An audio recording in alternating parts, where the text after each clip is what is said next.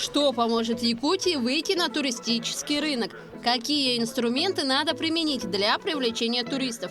Что же предполагает стратегия развития туризма на период до 2030 года? На эти и другие вопросы ответили федеральные эксперты, прибывшие в Якутск для обмена опытом. Алексей Волков, президент Общенационального союза индустрии гостеприимства, в ходе презентации инструментов для развития туризма отметил, что Якутии не стоит гнаться за показателями Центральной России, а стоит разрабатывать свой уникальный и неповторимый стиль, тем самым сделав акцент на повышении имиджа республики на российской и мировой туристических аренах. Часто работаю в регионах. Многие коллеги хотят цифры и хотят туристический поток.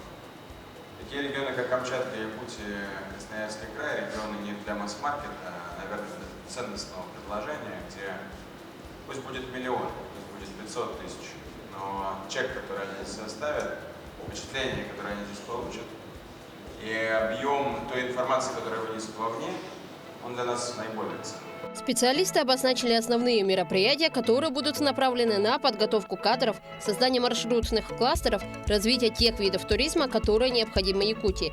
Так необходимо участвовать в федеральных программах, развивать национальные стандарты, а также нужно установить связи с федеральными организациями и институтами. В настоящее время уже ведется работа по цифровизации индустрии туризма.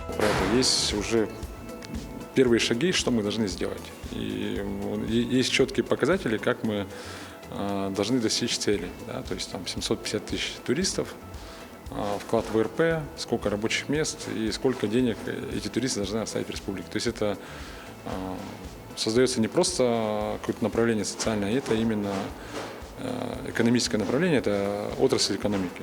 То есть, и как я сказал, что будем развивать не только въездной и внутренний туризм, но и домашний туризм. Развитие туристической инфраструктуры в районах Якутии и популярное направление туризма рассмотрели во второй день работы стратегической сессии. Стратегическая сессия будет длиться 2 дня. Во второй день также мы будем работать по командам и будем искать ценности, определять основные направления развития туризма для нашей республики. В январе мы собирались с муниципалитетами и составили проект данной дорожной карты, а сейчас уже будем готовить ее к утверждению справками федеральных экспертов. Одной из задач стратегии развития туризма является подготовка высококвалифицированных кадров. Здесь речь идет о подготовке экскурсоводов, инструкторов, проводников и гидов-переводчиков, о расширении перечня образовательных программ. Северо-Восточный федеральный университет имеет несколько программ для подготовки специалистов в области туризма. Специалисты, туристы, они будут заниматься активным туризмом, проводить различные туристические слеты, которыми очень связан туризм. И поэтому это очень необходимый навык. Кроме того, мы, конечно, именно в рамках компетенции экскурсовод-гид есть у нас дисциплины экскурсионная деятельность, проектирование экскурсионной деятельности, методы туристско-рекреационных исследований. Главный туристический документ республики говорит о развитии туристической инфраструктуры. Так, в Сунтарском районе предприниматели объединились и создали проект, где собраны все объекты туризма в одном месте. Сейчас в районе насчитывается 14 объектов гостевого сервиса. Все они собраны в одном месте и на одном сайте. Мы надеемся, что вот эта инициатива станет хорошим стартом для масштабного развития туризма в нашем улусе. Наш улус находится между двух промышленных улусов – Мирнинского и Нюрбинского. Конечно, в каждом улусе есть свои природные уникальные места, есть свои традиции, но мы считаем, что Сунтарский улус объединяет в себе и традиции, и современное развитие, и уникальные природные места, и места силы, и духовность. 1 января 2025 года в ряде российских регионов был введен туристический налог. Некоторые районы Якутии также ввели данный вид налога. Это города Якутск и Алекминск, село Тумул Хангаласского улуса, поселок Чульма Нерюнгринского района, Алайховский и Устьянский районы. Отметим, что туристический налог будет включен в стоимость услуги. Следует отметить, что туристический налог он будет расти постепенно. В этом году 1% только будет выплачиваться и постепенно по 1% будет расти, и к 2029 году он будет 5%. Говоря о туризме в Якутии, стоит отметить, что наши достопримечательности являются уникальными. Так, в 2024 году Якутия получила грант на создание экологической тропы на Синских столбах «Поющие скалы» протяженностью 23 километра. В 2025 году планируется разработать новые маршруты, позволяющие туристам насладиться природой якутской тайги и познакомиться с редкой флорой и фауной региона. Якутск преображается. Глава Якутии провел объезд по строительным площадкам столицы региона. В этот раз Айсан Николаев уделил внимание туристическим объектам Якутска.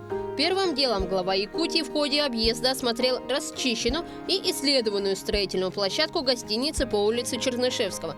Ее возведение должно быть завершено в 2026 году. А вот в эксплуатацию планируется в 2027 году к проведению СЭХа. Глава будет осматривать строительный участок, на котором будет возводиться гостиница «4 звезды» под брендом «Космос». А участниками этого строительства являются и этого общества являются корпорация «Туризм», «Космос» и стороны республики – это группа компании «РИК». Гостиница, как я уже сказала, 4 звезды, 148 номерной фонд с рестораном, с соответствующей инфраструктурой для гостиницы. Единственная, это такая вот большая, скажем так, в нашем городе будет. Осмотрел Айсан Николаев территорию под 16-этажную гостиницу с номерным фондом на 121 комнату. Согласно проекта, работы на объекте должны быть завершены также в 2027 году. Обратили внимание и на исторические здания в Якутске. Заострили внимание на этих 3 объектах. Это реальное училище, за нами шахта Шаргина и мужская прогимназия, которая больше 10 лет назад, к сожалению, сгорела. Сегодня состояние реального училища таково, что оно не подлежит восстановлению на этом месте, на этом фундаменте, на этих стенах. Они уже практически изношены из-за того, что они разрушены. Поэтому вот сейчас мы говорим о том, чтобы это здание разобрать, перенести вот в эту сторону на 6-8 метров и воссоздать точную копию его, как мы сделали это уже не раз в городе Якутске. Сохранить старые здания и приумножить их. В Якутске ведется работа над историко-культурным проектом «Старый город-2». Его возведение должно начаться на перекрестке улиц Чернышевского, Ярославского и Крупской, что в Залажном районе столицы региона. В данный момент на стройплощадке ведется восстановление домов Манетах Пола и художника Валерьяна Васильева. Активную фазу строительства планируется начать уже в этом году и завершить в год 400-летия Якутска. Проект будет реализовываться по принципам комплексного развития территорий. На сегодняшний момент уже вышел руководствующий документ на уровне председателя правительства, подписан нормативно-правовой акт. Далее мы должны заключить соглашение с Министерством строительства, и реализовывать данный проект будет городское предприятие Агентство по развитию территорий. На сегодняшний момент мы уже находимся в стадии разработки проектно-сметной документации по улично-дорожной сети всего квартала Залажного. Вернемся к стратегии развития туризма на период до 2030 года. На прошлой неделе Айсан Николаев провел встречу с федеральными экспертами Общенационального союза индустрии гостеприимства. В ближайшее время планируется утвердить детальную дорожную карту реализации стратегии. Мы действительно долго работали над этим стратегическим документом. Существует стратегический указ очень важный. Мы в течение 5-10 лет должны сформировать индустрию туризма. Это большая сложная задача. Мы много лет об этом говорили, и в этом году мы уже приступаем к практическим шагам. И поэтому для нас очень важно было получить федеральную экспертизу в лице экспертов из Общенационального союза, и коротко их называют ОСИК. Это сильнейшая, команда экспертов федерального уровня. На встрече участники выдвинули такие предложения, как развитие домашнего туризма, ориентированного на местных жителей, в том числе в Арктике, создание инфраструктуры туристической индустрии, кадровая политика и маркетинг.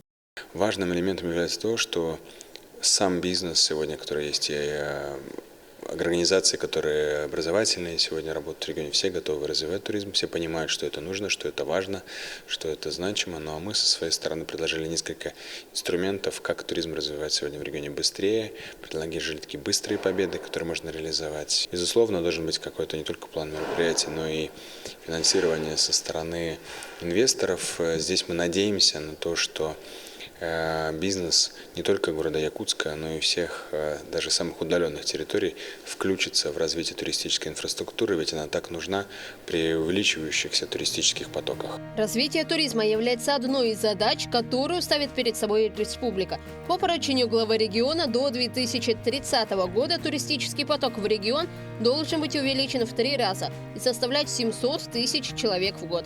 Для этого разрабатывается стратегия развития туризма, которая будет способствовать формированию мероприятий плана реализации проекта развития туризма в регионе.